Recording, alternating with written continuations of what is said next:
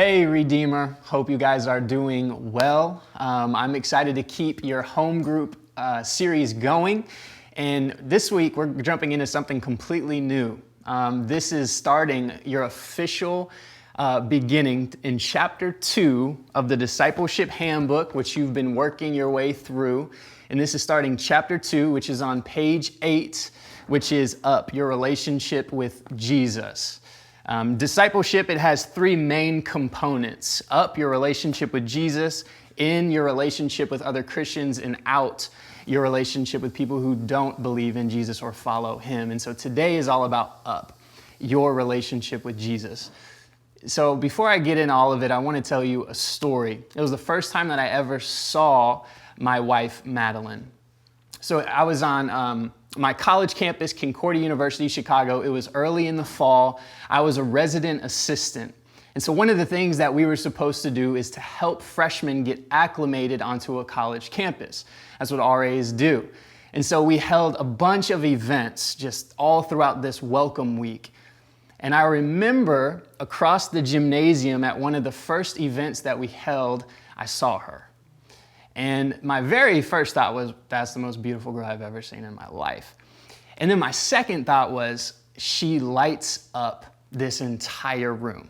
Every single person she talked to had a smile on their face. And as I just watched her, there was something unique about her. And so basically from that point on, I tried to figure out ways that I could just be with her. How could I just be with Madeline? So as an RA, one of the really amazing things was Friday morning meetings at 8 a.m., right? Every college kid's dream. And I had these meetings with my boss.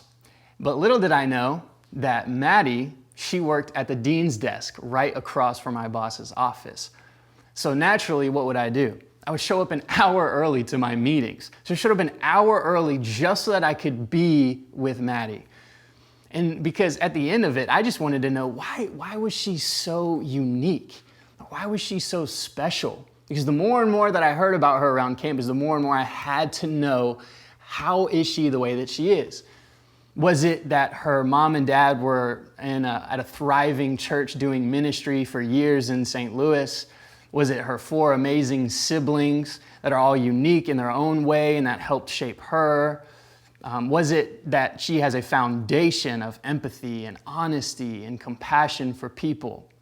And all of those things I learned from across a desk just being with her. And you know the amazing thing, 8 years later, praise God, I still love to be with her. It's my favorite thing. And we don't do well being away from each other. You can ask us about that sometime. But you and I, we have this deep desire in us to have that. We have this deep desire to belong and to be in relationship. But have you ever noticed that angst that you get sometimes, that feeling that you have, even when you feel like you have enough, that secretly there's still not enough, that there's something more that you want? That's because you have been created by a God who loves you and who you've actually been created to live in relationship with him. And so by living apart from him, by not living in relationship with him, there will always be the angst of something that's not quite there. And so in discipleship, that's why we have this key, maybe the most critical component, which is up, your and my relationship with Jesus, with the God who created you. Now, I want to read something really quickly from Mark, the Gospel of Mark, chapter 3. Just a quick few verses, and I want to point something out that's really interesting. It says this: Jesus, he went up on a mountainside, and he called to him those he wanted, and they came to him. And he appointed 12 that they might be with him, and that he might send them out to preach and to have authority to drive out demons. Now, I just want to back up really quickly to the second sentence and note what Jesus wanted first. It says that he appointed 12 that they might be with him. So Jesus uniquely calls 12 to him. And what is the first order of business that he wants? That they would be with him, that they would spend time with him, that they would walk around with him and laugh with him and eat with him, that they would learn from him, that they would grow with him, that they'd be honest with him, and that he can begin to shape them, mold them into the people that he has created them to be.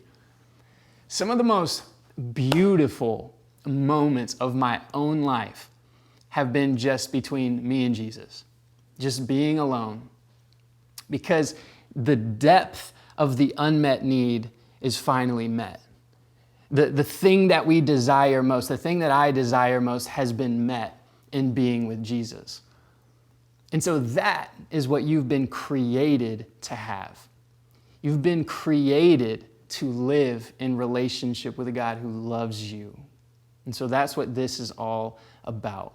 Again, this is one of 3 ways in which we are disciples, followers, learners, students of Jesus.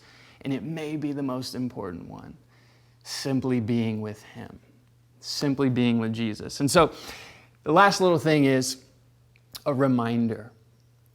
A reminder that the King of Heaven, Jesus himself, the Son of God, came to earth, died, and rose again from the dead. Why? To be with you. To be with you. It's what he wants more than anything. And I hope and pray that as you and your home group, as you continue to have conversations, as you continue to ask questions, as you continue to be with Jesus together, that your desire and your love for him would grow. But to never forget that Jesus, at the end of the day, what he wants is to be with you. Have an amazing conversation around this component of discipleship up, your relationship with Jesus.